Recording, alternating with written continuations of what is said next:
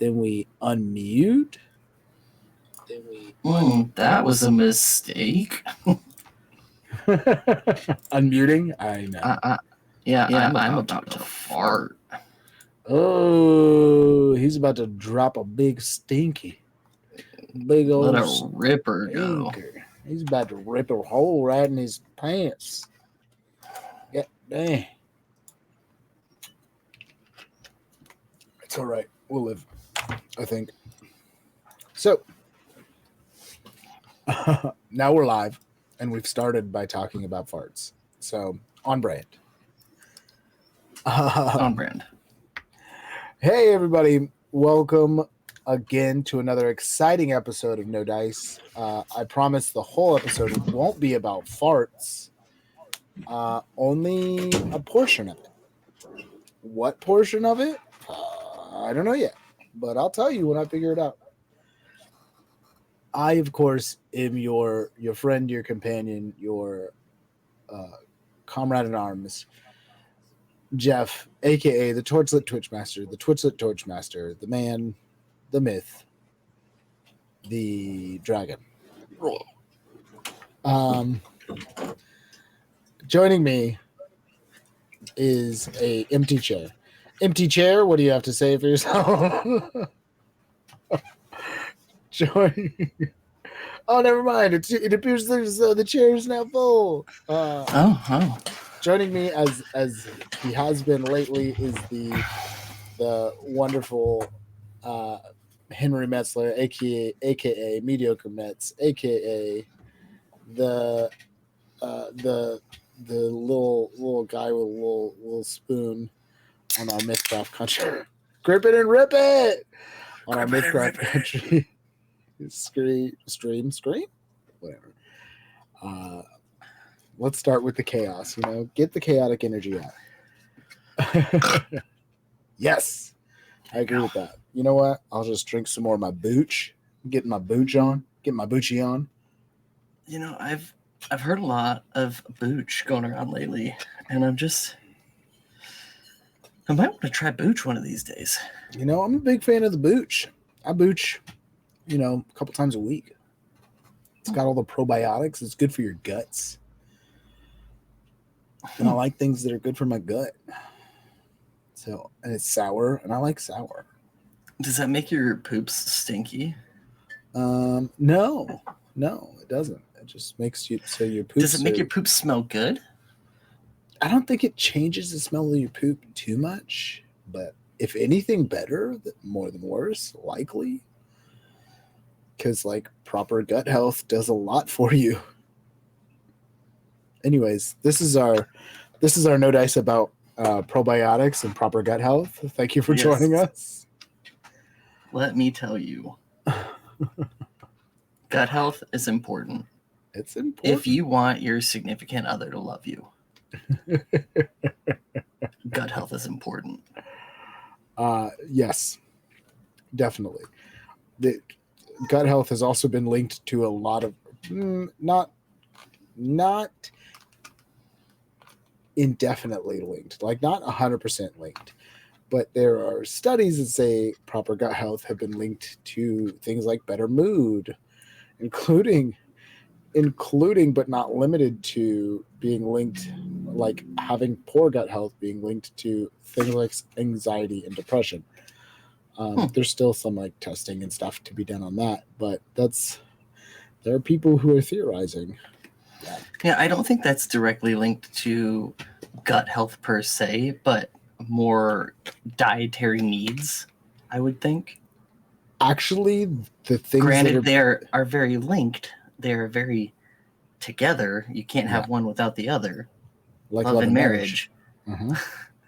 But I think the determining factor lies within the dietary side instead of the gut side. So the stuff that is being said, the stuff that is being theorized, is actually more related to your gut biome, which, though your gut biome is highly affected by what you eat, it is not solely affected by your diet. And in fact, there are many things you could do that granted, would be dietary. But like, if you have a poor gut biome now, eating right by itself won't fix it. You have to Have like you flush it heard out. about this new 30-30-30 exercise program?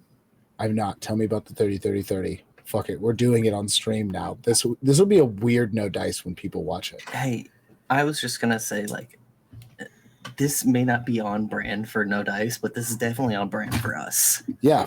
Yeah, fuck Hey, it. we had an idea. That's gonna wait. We're gonna get there. We'll get We're there. gonna get there. So the 30-30-30 Eventually. exercise program is supposedly the most healthy way to actually lose weight. And it's, you wake up, and within the first 30 minutes of waking up, you consume 30 grams of protein,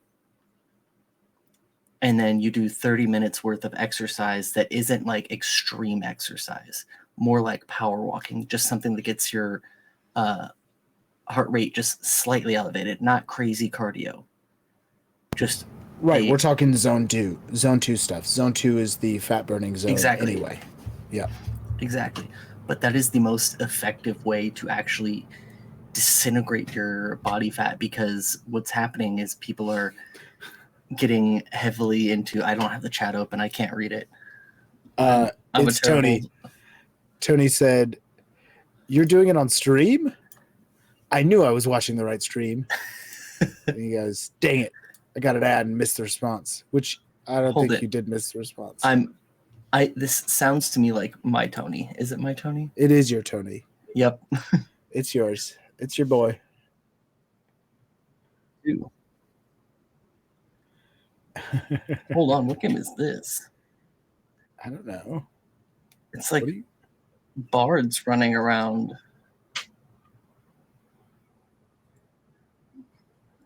I don't even know what you're looking at.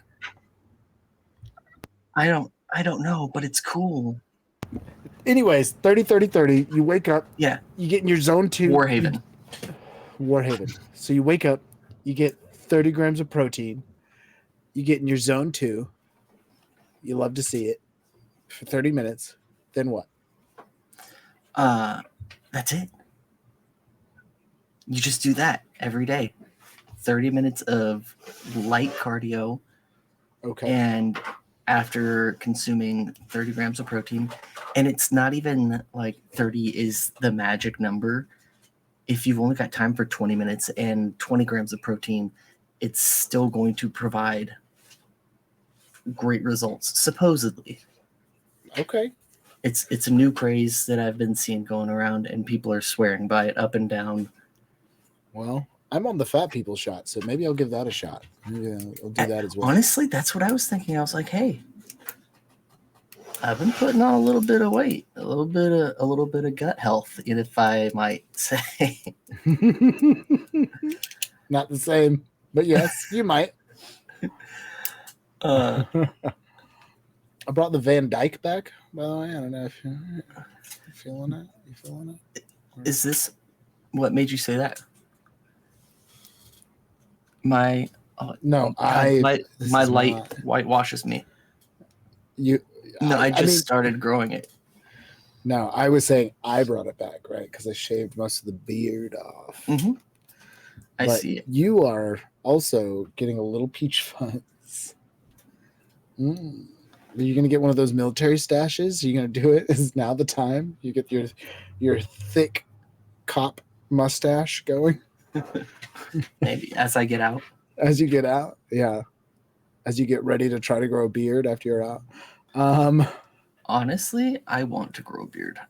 I've told Amber that when I get out, I want to try and grow a beard.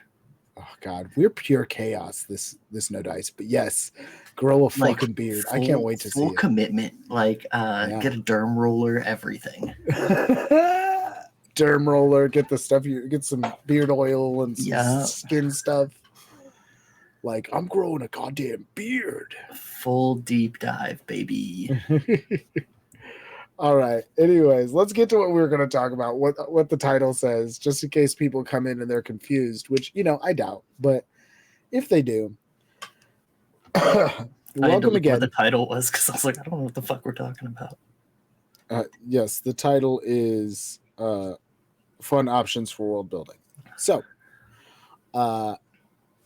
welcome again to No Dice. No Dice is a show where we don't roll any dice, but we do talk about games where you do roll dice. So put your dice away. And today, what we're going to discuss is the fact that Henry just ate one of those sugary fucking garbage candies.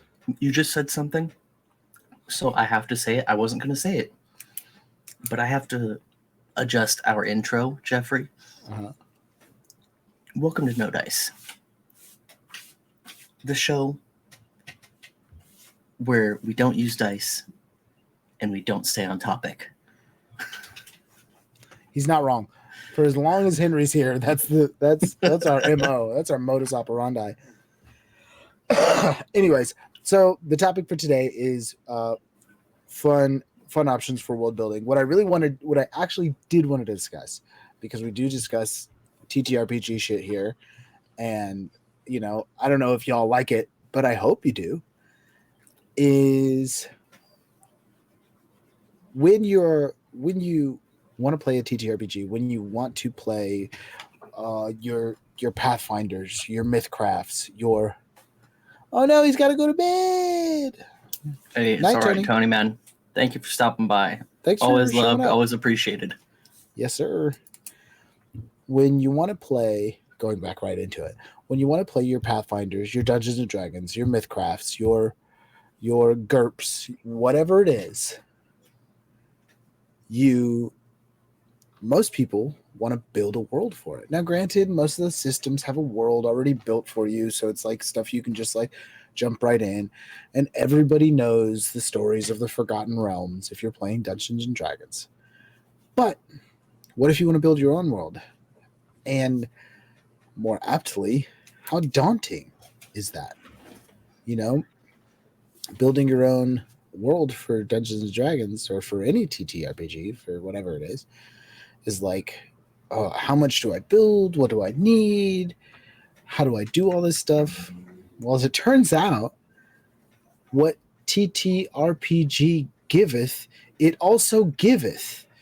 There's no taketh away. Your time. It taketh away your time. And your money and your friends and your relationships. It helps you with your friends. Get your friends involved. It might not help you with your relationships. Try to get your relationships involved. Anyways, so we're going to discuss, as it turns out, there's tons of games you can play out there that the end result of playing those games is you have a world, or at least a piece of a world built. So you could play these games to get prepared to run a game. And most of them end up being DM-less systems, so that you don't have to be in control. Oh, fuck. You don't have to be in control. You just get your adventuring party together, you get your players together, and you go, all right, let's do this together. What I think makes this the most interesting is that when you do something like this, it allows your players to be so much more involved with everything that's happening, and therefore even more invested. Right? Those players will know secrets. Harper, if you don't lay down and go to sleep, I'm taking your stuffed animals away. Uh-oh. Better lay down, Harper. Your players will know secrets about the worlds that they themselves put into the world, which is just a wonderful little tidbit of like, oh, well, how can I get to this? Or maybe it might even set you up as a player for things you want to go find. So on the slack line of the topic. Okay. Slack line meaning both on and off topic. Okay. I just thought of a really cool concept for a world. Sock it to me. Walmart. I know it sounds crazy, but bear with I'm me. gonna need more. Elaborate. Bear with me. Not just a generic Walmart. Like, this is a different plane of existence altogether. And it in its entirety is a Walmart. There's You're talking about the endless Walmart. yes. The Walmart with one door and no windows that stretches on forever. Well, and then to the point where it even almost has like a biome inside. Like there could be one part where the ceiling is just so high up that there actually is a sky within this building, but it is all entirely within a Walmart. And there's a full home department, not a home decor, home department. Okay. Actually, what you're spitballing here is really interesting, right? You're playing with a lot of like pre-existing things, but also playing with new ideas. Like I don't know if you've ever heard of the back rooms. Yes, I have. So you're playing kind of with this back rooms idea but instead of like Liminal spaces. right, instead of walking into the liminal space behind the Walmart itself is this sort of liminal space, this endless expanse and if you really wanted to play with this idea, the further into the Walmart you get, the crazier it is. So like as soon as you go in, it's like, oh, this is a Walmart. Da da da. Well, I'm looking for my potato chips, and you just start wandering. And then almost the best way I can describe it is RuneScape. For people who know anything about RuneScape, you start off in Lumbridge, this quaint little town, and it's peaceful and everything's hunky-dory. You go outside of Lumbridge and there's some goblins, no real big threat. And then as you progress further into this map, things become more and more dangerous as time goes on. And then at the end is the wild. And that is where PvP is enabled. And all bets are off. Your best friends could become your enemy if you have something they want. Interesting.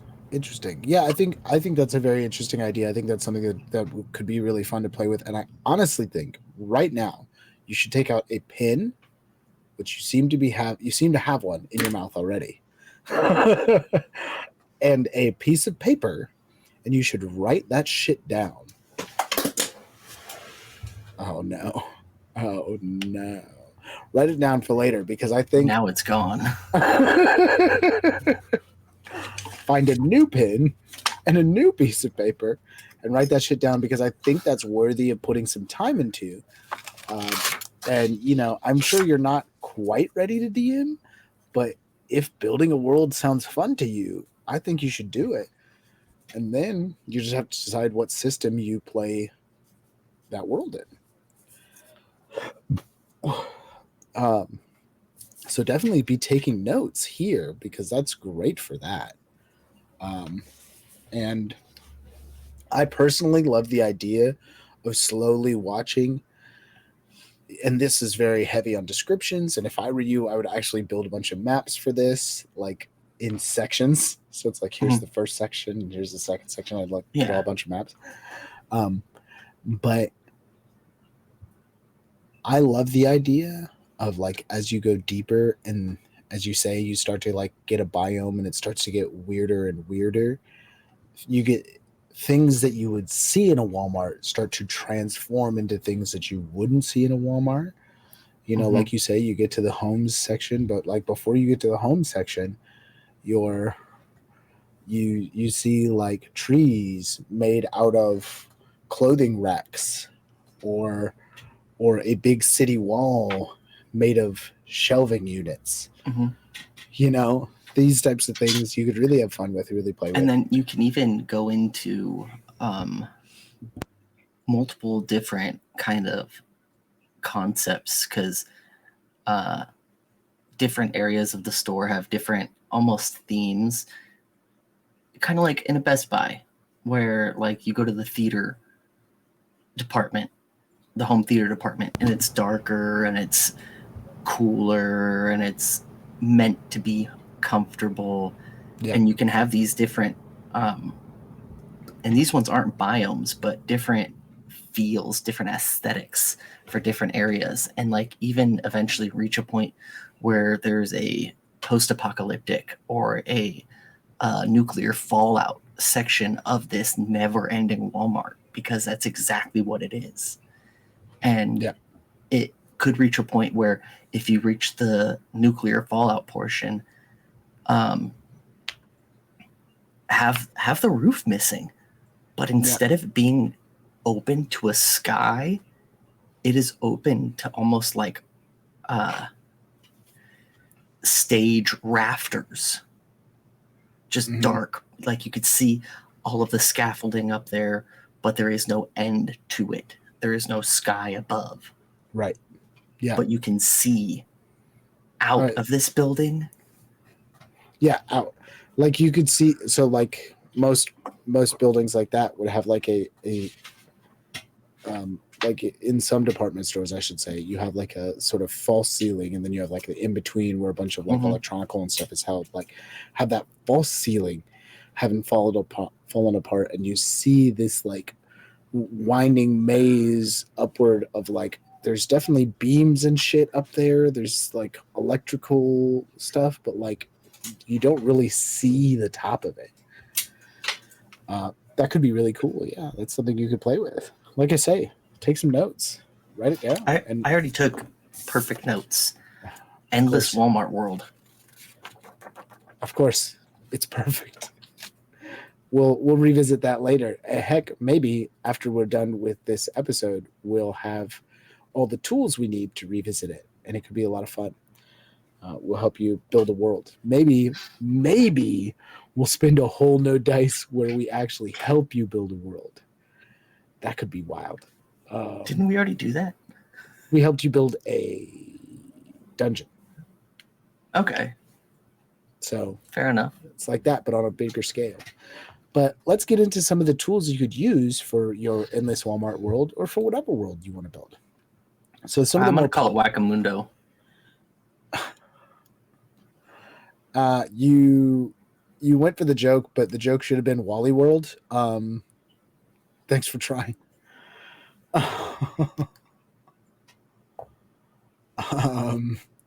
No. We'll try again next time. All right. So some of the tools, some of these games that you can play that'll help you really establish a world include rock, paper, scissors. Rock, paper, scissors. Always helps. Some of the more popular ones include a game called The Quiet Year. The Quiet Year is a post-apocalyptic map building game about a community struggling to survive in a post-apocalyptic world. It's 2 to 4 players, obviously collaborative, to tell the story about an isolated settlement.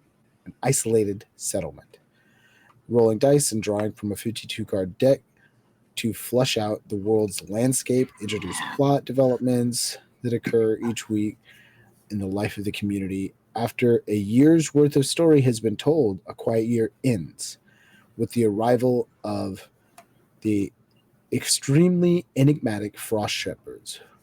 Whether these Frost Shepherds bring salvation, destruction, or some other fate to the community is, by and large, a mystery left up to the players to solve.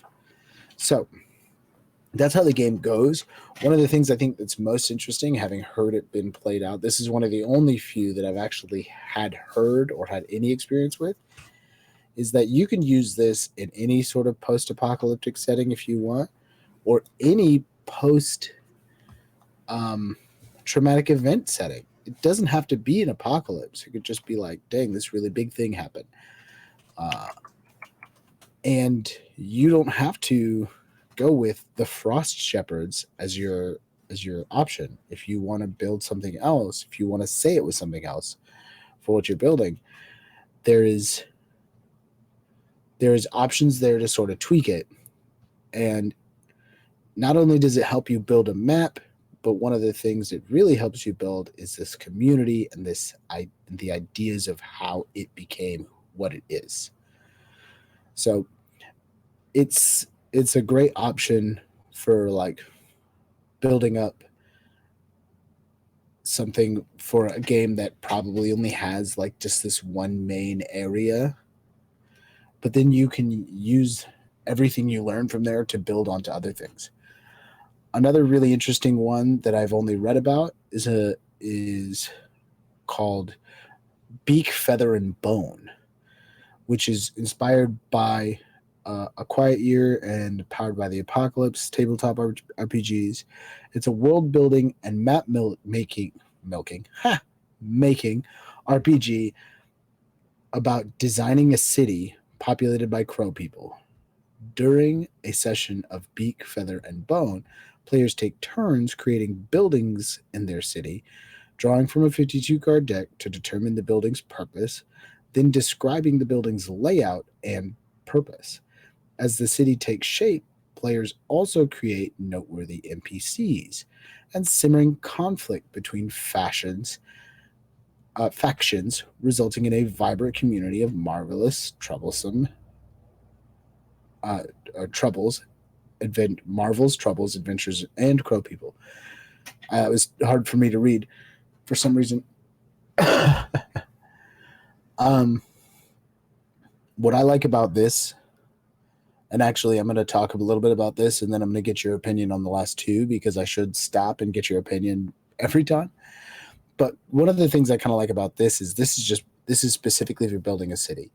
And though like the whole idea is crow people, you could really make it any kind of people.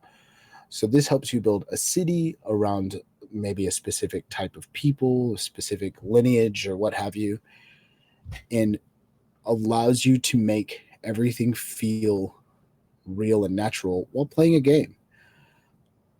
I know that personally building cities can be the rough part because you want it to feel like a city, but unless you put a lot of work in doing all the sketching of a city and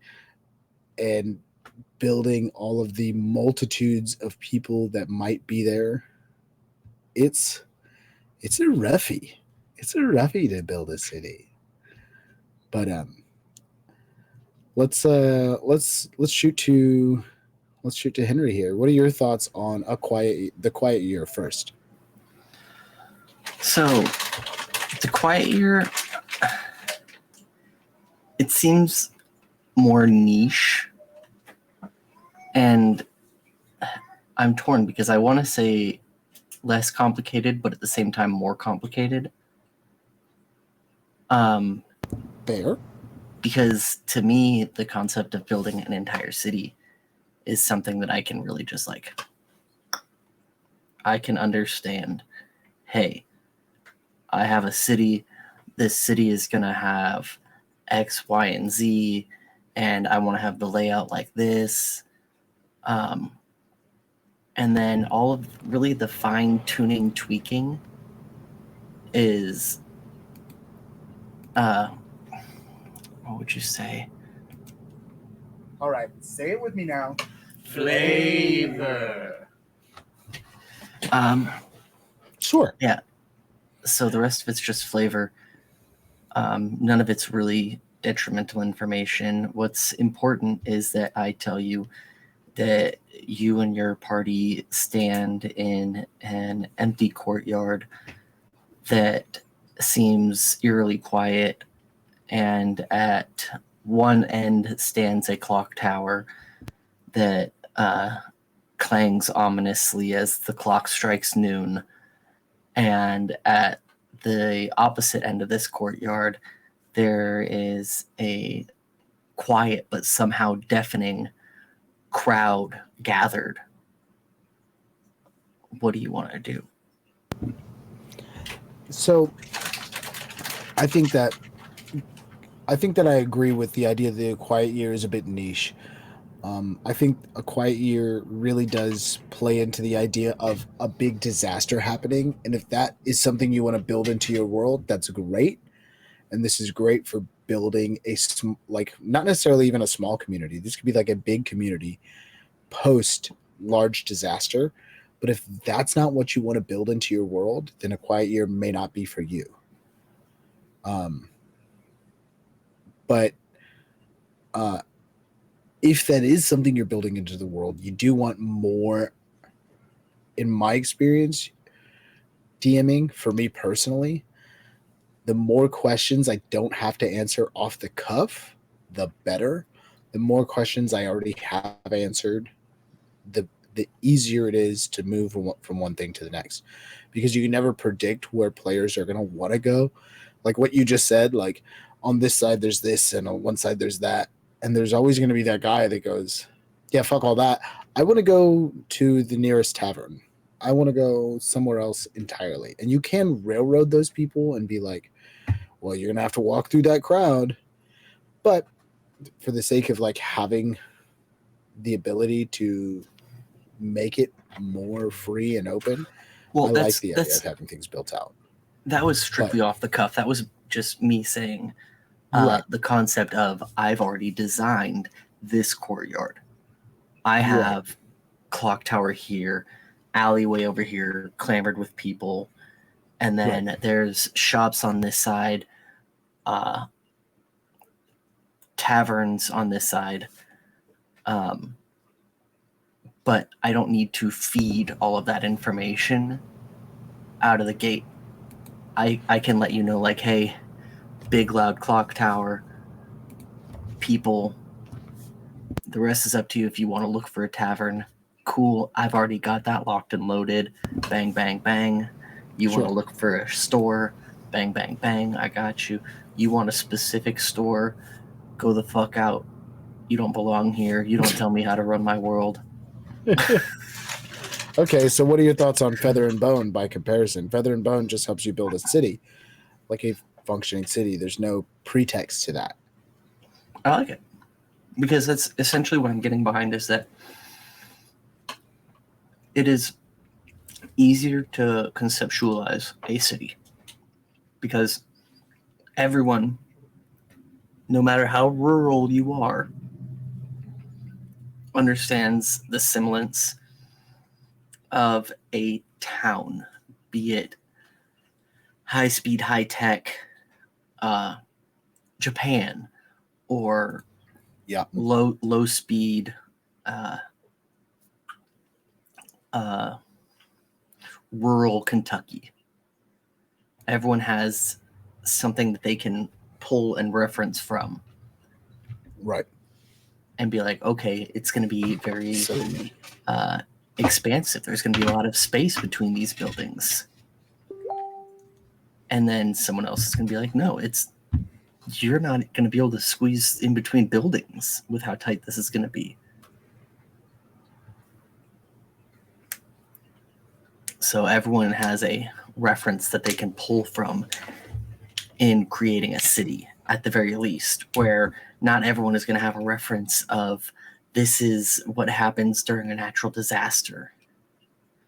Not everyone has experienced that. That's fair. I think the fun of the game in A Quiet Year specifically is that you don't have those references, but based on the prompts given, you can kind of then just float that. But again, I do agree, it is more niche. I think if you're just building something basic, Feather and Bone is a great way to start. But as we continue, you'll see, not just you, Henry, but hopefully the viewers we have, you'll see that there's also other options. So you could actually do this multiple times. And a little pet project of mine that I'm waiting to do in the future is, in fact, play a lot of these games and build a city around all the things that are built. Take copious notes from all the games and build not just a city, build a whole world around all these games, because I think that can be really interesting. We'll move on to the next one, where we discuss another way to build a city. Jeffrey, Yes, if I may. you may. Okay. Goodbye. No, I mean, I guess you Imagine. may. I would just you be already like, given the well, permission. can't stop you. Further episodes. Not make No Dice into, but start a series on No Dice of crafting. And you and I flesh out a campaign.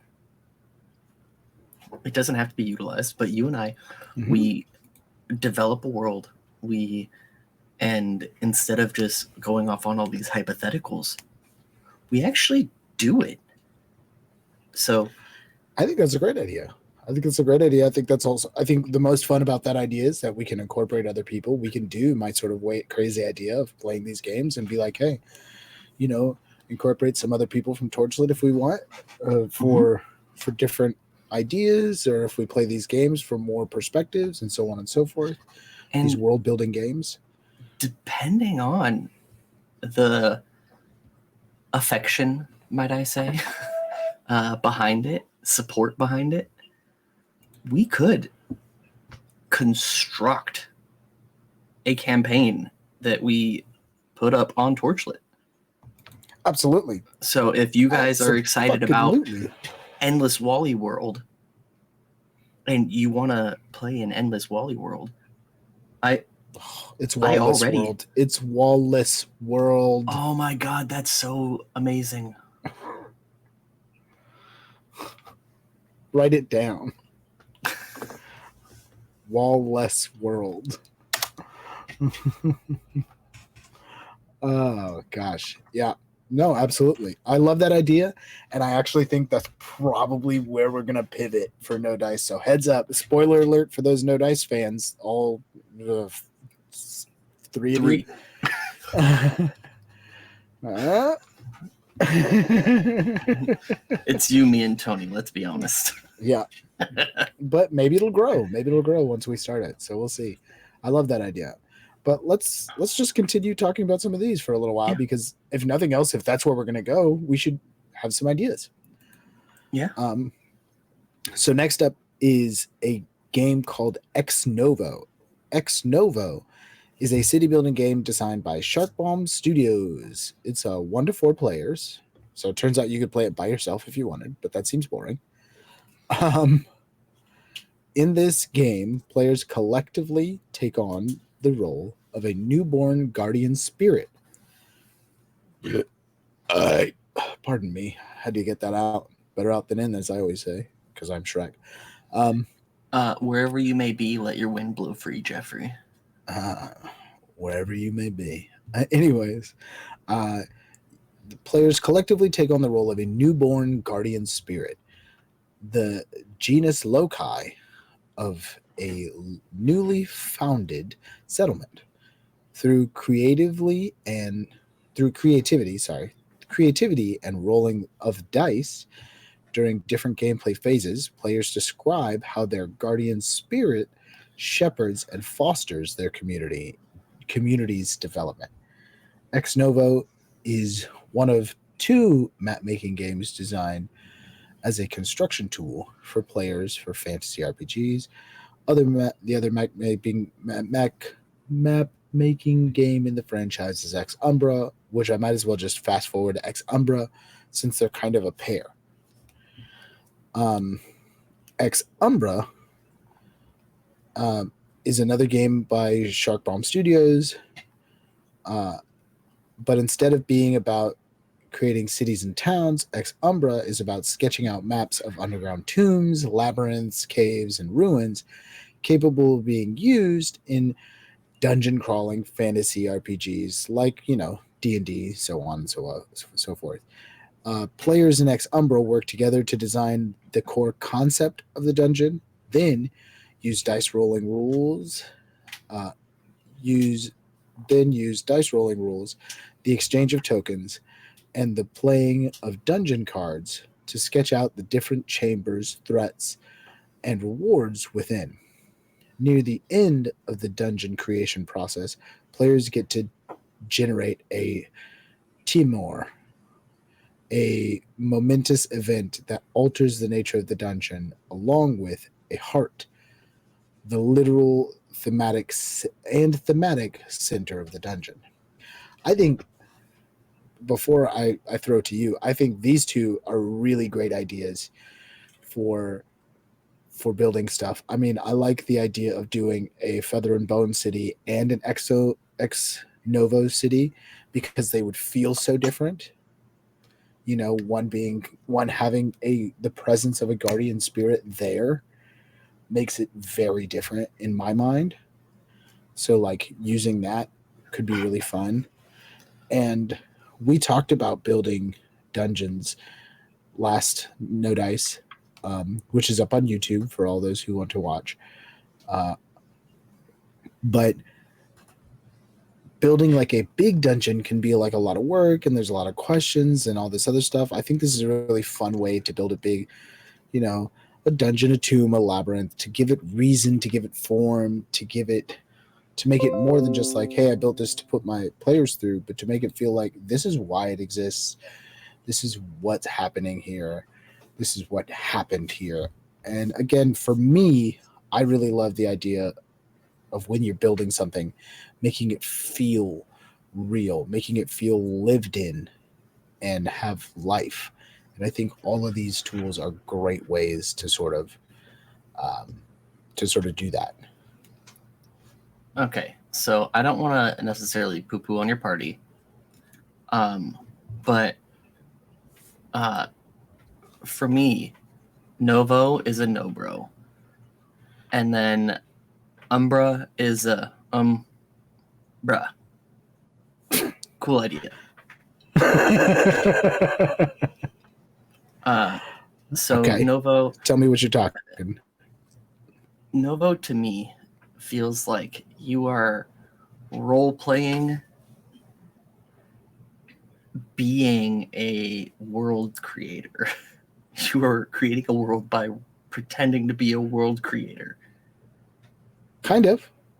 And if you don't know how to be a world creator and you're using a game to create a world, it seems counterintuitive to pretend to be a world creator when you don't know how to create a world. So that's why you're there. I think that the fun thing about Novo to me is that one, you're not creating a world, you're still only creating like a city or a settlement, like a city, a town or something like that. But two, it gives you more, and obviously we haven't played it, and you know what? This new series we're gonna do, build a world with Henry and Jeff. We're gonna do it. We're gonna play this so we can figure out what it's like. Whether it's shitty or not, we'll be able to tell people. And if we don't like whatever it builds, we just won't use it. But what I like about it is that, yes, it kind of puts you in the role of being like, hey, you're the person who builds this. But instead of being like a god, like being a dungeon master is already, or a game master is already like being a god, and you create everything that exists and everyone that's there, and you go, yep, this is what it is. But by the sounds of what it's like to me, it's more like being involved with what's there and propagating it and giving you a point of view to interact with things. You know, like, Well, yes, when you're doing that. When you're doing it yourself, you're not interacting with anything. You're just writing stuff on paper and you're being like, okay, that's gonna have this many people, and like, here's the notable people. But like when you're doing it that way, it's kind of growing it and making its own thing by interacting with it. Yeah, in a I can different see way. that. So that's the part that sounds interesting to me. Let me hear what you have to say about Umbra. Umbra. I like the concept of Umbra. From the sound of it, it sounds like the best way I can think of it is if you had a deck of cards and each different card represented a different thing, and then maybe the suit represented the difficulty of it. Whether it be terrain, weather, hostility, sheer number of enemies. It sounds like it's actually like you could quite literally just be like, boop, boop, boop, boop. That's a room. Boop, boop, boop, boop. That's a room. What kind of room is that? Okay, I flipped a spade. That's going to be an artillery room. Yeah. I flipped a club. That's a tomb. Yeah, absolutely. And that is quite literally building it for you. You're giving it the bones. You're giving it the chutzpah. But it is constructing it for you. And Yeah. if it spits out something you don't like, audible, draw another card.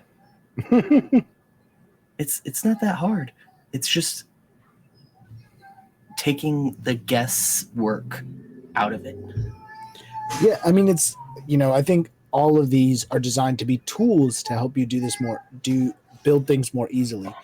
And I think this, by and large, is one of the most helpful that I've come across so far, because it does, like you say, just kind of sound like you make some decisions along the way, sure, blah, blah, blah, but it helps you place things, build things, make things feel natural yet random at the same time, and really give everything a rhyme or reason along the way. And I think that's great. I think that's super helpful, because I'm not a great dungeon builder myself. I'm like, okay, so anything to help me along the way, I'm fucking in for it. I'm willing to try it. I agree. I think it sounds great. That's one of the ones I'm really excited to try. Those are a couple of really big ones. Let's get into some other stuff. Since we talked about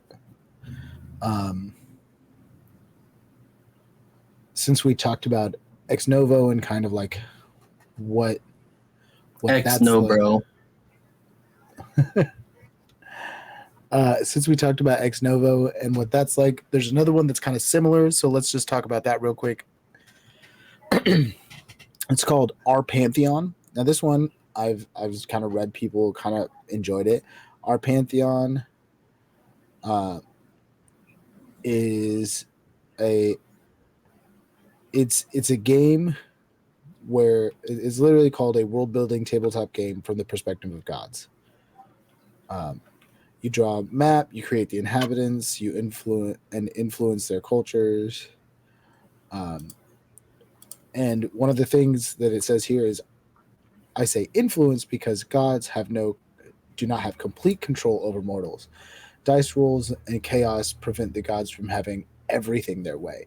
So I think it's kind of like building something, like building a game, but realizing that not everything's going to be picture perfect, and like kind of allowing for a little bit of chaos while you're building it. And I think that's kind of interesting. I have read that like a couple people said they really enjoyed playing it. I don't know anything about it other than what I've just said. So, I mean, what are your thoughts while I try to look up maybe some more information about this?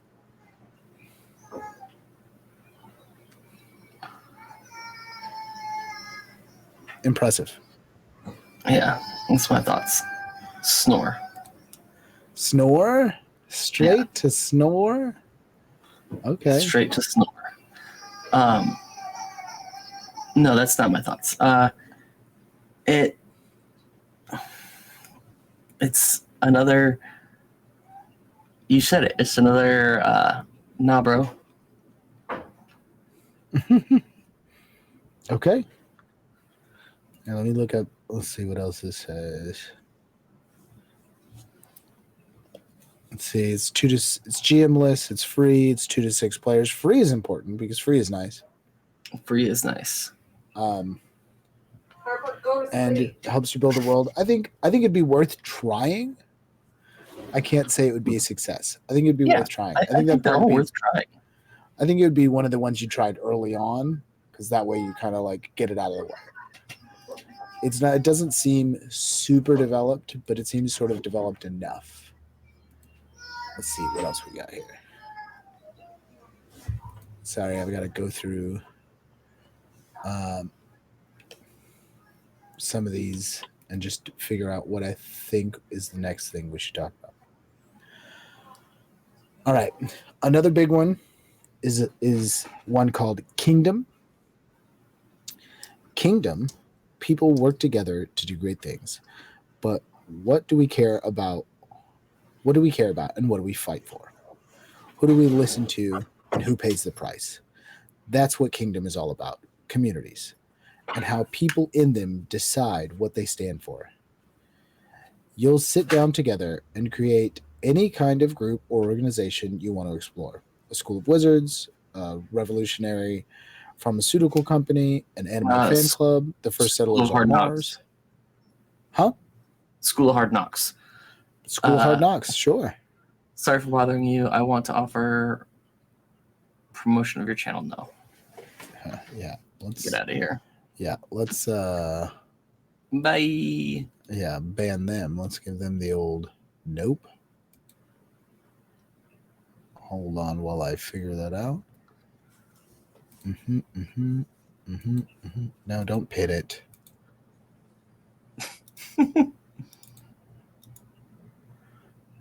Erf. Oh, I'm not admin. I can't do anything. It's okay. I gave him a timeout, but I can make you an admin.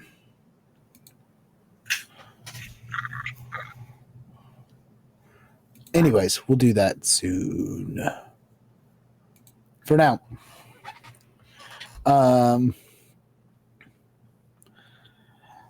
So yeah, you choose any sort of group or organization you want to explore. As you play, you'll confront crossroads, critical decisions that may change your community forever. What will your kingdom do? What will it become? Strive to make your kingdom live up to your ideas, or watch as it all burns. The kingdom is in your hands. The question is, will you change the kingdom, or will the kingdom change you? So, what that reminds me of is I don't remember the name of the game, but there was a game that was kind of like a flash game, really simple. You're the ruler of this kingdom, and it's literally just inhabitants of your kingdom coming up to you with problems or events or this, that, or the third, and you decide to support it or reject it throughout all of its entirety. Like, a poor farmer comes up and it's like, hey, crops have been real shit this year. I'm just looking for a small loan of 1 million coins to get me back on my feet. Who are And you, you're Donald like- Trump? 1 million coins? Yeah. A small loan of just 1 million. Yeah. Copper. No one cares about copper. Sure. But yeah, just that concept. And you can either support that farmer, and then that could have pros or cons come from it. Cons being he swindled you. He actually lost all of his crops because he got drunk and dropped a lantern in his crops. Mm-hmm. And then there's the flip side where he actually was good for it. And he comes back to you the following year and he's like, hey, my crops yielded tenfold what they did last year. So I'm going to provide back to the kingdom. So it makes me think of that. Yeah, I think in many ways it is kind of like that. What I'll say, and this is something we haven't been saying all the way around, but I'll try to include this here in the future, is that this one is a $10 game, but $10 isn't bad. It doesn't say how many players it is, but we could assume it's up to 4. Oh, it's 2 to 5. Never mind, it does say 2 to 5. This is one created by Ben Robbins. Ben Robbins has created several of the ones, not any we've discussed yet, but several that we will discuss, or another one we will discuss. And I think that it is an interesting way to build specifically a community. This one, unlike some of the others, doesn't build you a map. This one builds you a community. So what's cool about this is you could use this in a more broad sense, right? Because if you're building just a community, you could build a You whole could put city that state. anywhere. Right. You could put it anywhere. You could build a whole city state, or you could build, just like it says, like a wizard's college, or anything. Well, and you could run this scenario 50 times for your Wallace world. Right. And have 50 different factions that all have different morals and values that are trying to coexist and also trying to not coexist depending on where their values fall. Absolutely. No, I think this has a lot of, I think this is one of the first ones we've come across that has a lot of range for how it could be used, Mm-hmm. and yet still a lot of use out of it. I like this one the most. This one, I think this one has like high marks from me as well. So let's go to the next one. I would like if the next one could be our last one. Absolutely. It sure can. I do have a couple more, which I'll just talk about, but we'll make the next one. Actually, I'll switch what the next one was going to be. So another one worthy of talking about, another one made by Ben Robbins, the same guy who made Kingdom, is one called Microscope. Which is a game used to build a timeline. And I think that is an interesting concept that I would love to see explored. We can explore that more later. But it's definitely worth looking into. But I think where I want to go next, just because I think it's the most fun, one of the more fun ideas for our last one, and then I'll just do the honorable mentions after, which we can discuss maybe in later episodes, is Dialect. Dialect is a game about language and how it dies. That's literally the title. Dialect, a game about language and how it dies. Dialect is a tabletop role-playing game that is an isolated community, their language, and what it means for that language to be lost. It is a GM-less game for 3 to 5 players that runs for 3 to 4 hours. At the game's core spark comes from gradually building up elements of a language among players, who gain fluency in their own dialect over the course of play. Words are built off fundamental traits of the community, the pivotal events that have defined their lives, and how they respond to a changing world. Players use the language and explore both their characters and the world by asking what this new language really means to them. A new world is made, the language grows, the community is tightened. From age to age, the isolation changes, and we see those changes reflected in the language. In the end, you'll define how the language dies and what happens to the isolation. Players take away both the story they've told together and this new language. This is interesting to me because it's something that you don't see done very often, because it's hard as fuck. It's a game used to create a language. So if your game needs a language, which it probably does, you could use this to create something real, something that you could actually use in the game. And if you do it with the people who will eventually play your game, then everybody can know that language. And I think that's kind of a fun little element. This one's not as big for world building. It is not nearly as necessary or like useful as some of the others, but I think it is by far one of the more inventive ideas. Really cool idea. low remarks. And I hate to say it because it is a really cool idea. But low remarks because multiple things. Because yes, the idea that you could have your group of 4 all get together and learn a new language, that sounds awesome. That sounds cool, fun. I like it. But now what happens when one of them can't play anymore and you bring someone else into the campaign? They now have to learn a whole new language that they weren't a part of creating. Or they don't get to know the language. They either have to try to learn over time as if they weren't a native speaker, because I think one of the more interesting things here is that potentially you're making a dead language, a language that barely exists anymore. But then, and this is more niche, this would be more for Torchlit. You run into the problem of, if we have a dialect, viewers aren't going to come in and learn the dialect. Sure. I mean, they might, but they might. Maybe if we do this live like this, they can always go watch the sessions and learn the language if they want it, if they cared enough. But I think what's cool about it is that obviously you wouldn't use it constantly, but to be able to use it enough to add just a little extra element. I don't know. I think it's interesting, but I do see your point as far as like for the idea of consumed media, it being maybe not the best. But I don't know. Like I say, I like it.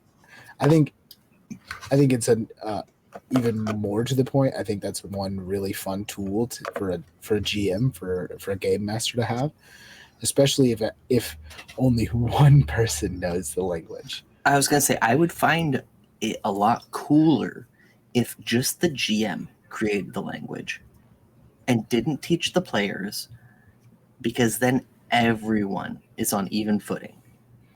And you could incorporate it like your party stumbles into this cavern and this rabbit cheetah hybrid creature looks at you and opens its mouth, but all that comes out is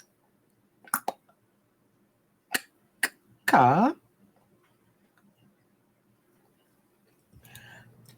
I think that's really interesting. I like the idea of only the GM knowing the language, but I also like the idea of only the GM and one player knowing it, even though that's kind of almost like a favoritism play to some extent. Mm-hmm. I think it's really cool, a really cool element where it gives a player, especially if it's a player that maybe doesn't feel like they have a lot, like is worried about having a lot of utility, a lot of use in the campaign.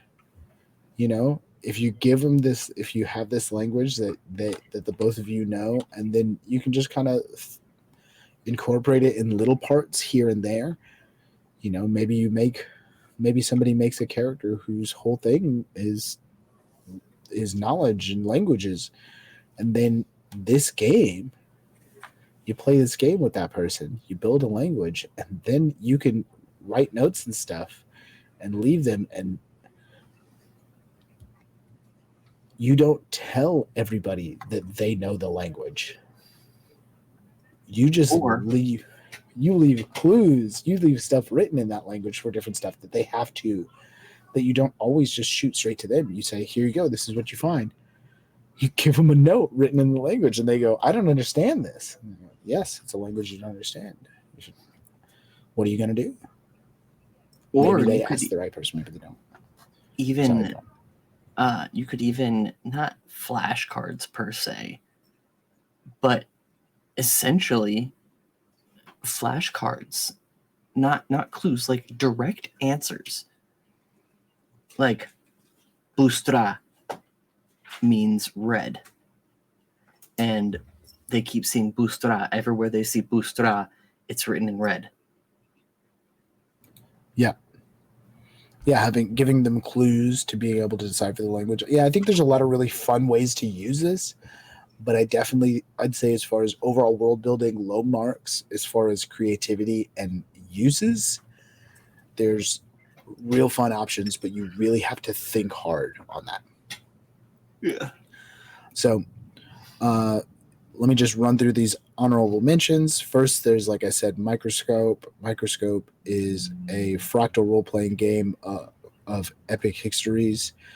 It helps you sort of create a timeline for things. I think that's very interesting. I'd love to read more about that. I haven't yet. I'm sorry, did you say Street Magic? Is a GM-less, diceless collaborative world-building game that helps you create a city and the people in it. The name alone really gets me, so it's definitely something I'd be interested in exploring.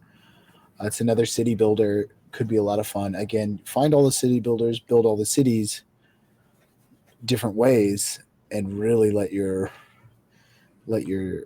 world blossom like that. I think that could be a lot of fun. And then last but not least is Fabula Ultima. Fabula Ultima is kind of like a JRPG, which is a Japanese RPG,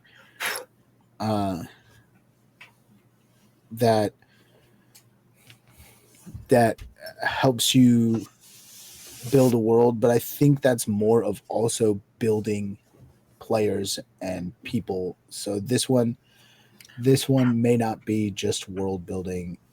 I think it's also building the like actually playing a game. But it's another system to maybe look into, if nothing else. So those are the things I found other than the stuff we went over. There's also always potential other options. For those who may watch this on our YouTube channel, please comment if you've played any of these, if you like them, if there's other games like this that you like. I'd love to hear about them and play them and give it a shot. So I'll just kind of wrap up this whole thing with this basic idea of my closing statement, and I'll let Henry have a closing statement as well. Mine is that there are many tools out there, many fun ways that we've discussed to help you sort of build a world, and they all could be helpful in different ways. And they're worthy of checking out, and it's a way to kind of take some of the monotony out of it and add depth to what's going on in your world, in your cities, your communities, even your languages. If you're uncertain where to start, here's great places to try them, and join us as we move through here into the future, and we'll probably actually be trying several of these. Henry? I actually would like to say that I think it would be safe to assume that we, given what we discussed tonight, will try all of them and Yeah, quite likely. incorporate all of them into one hodgepodge wall-less world. You're not wrong.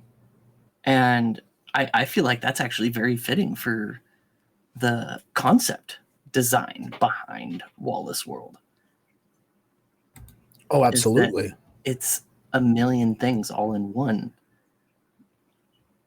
And what better way to get things that are so diverse and so different than using different systems? Absolutely. Absolutely. And I Go look on. forward to that. I agree. 100%. 100% I agree. It's going to take a lot of blending on our parts as far as moving forward with each part, but I can't wait to do it. I can't wait to see where it goes.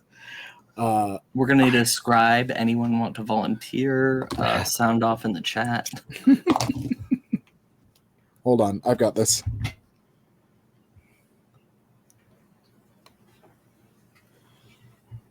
All right. Perfect. Jeffrey Savage. He said, I got you. Okay, nice. Thank you, Jeffrey.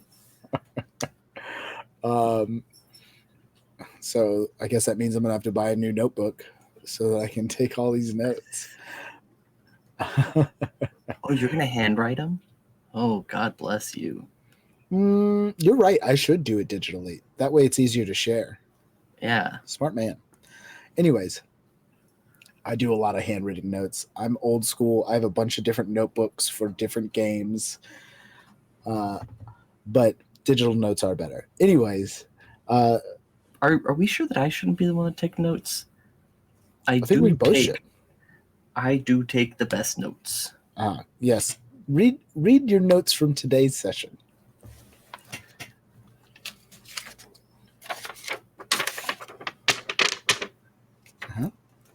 Endless Walmart world. Never mind. You're on it. Ace is on the case. Actually, if you want to get really technical, I will direct you to monitor number 3. Endless Walmart world grows stranger and more dangerous the deeper you go. The entire world is within this Walmart.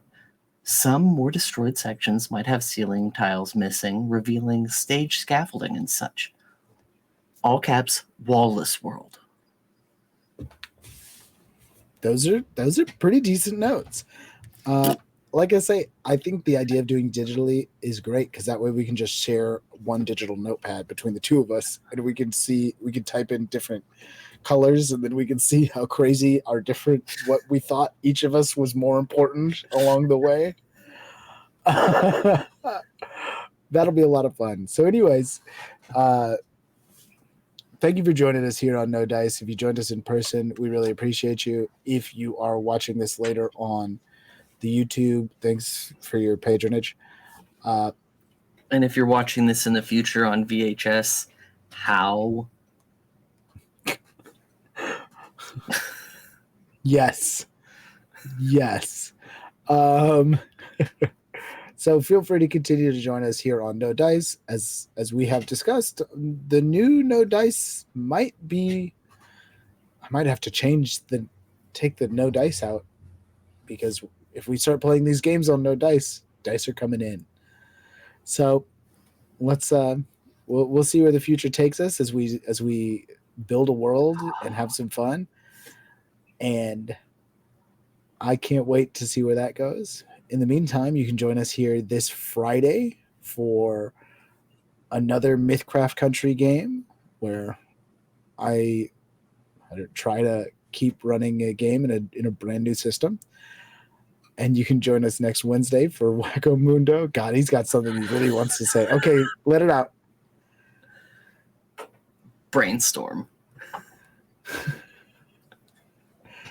Join us as we may change the show from No Dice to Brainstorm. I think it's a shitty name. I'm done.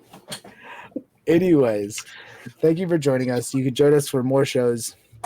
And please, if you get an opportunity, go listen to the podcast that started this all. It's Torchlit Tavern. You can find it anywhere. We're on Campaign 2, Black Powder. Please start there. That's our best work. We're really proud of it. We're really doing our best here at the Torchlit family to produce all kinds of media for you, whether it's our podcast that you can listen to anywhere or the stuff that me, Henry, and a handful of others do here on our Twitch. We hope you enjoy it. And I've been Jeff. That's Henry. I've been mistaken. And until next time, tell good stories. Tell good stories.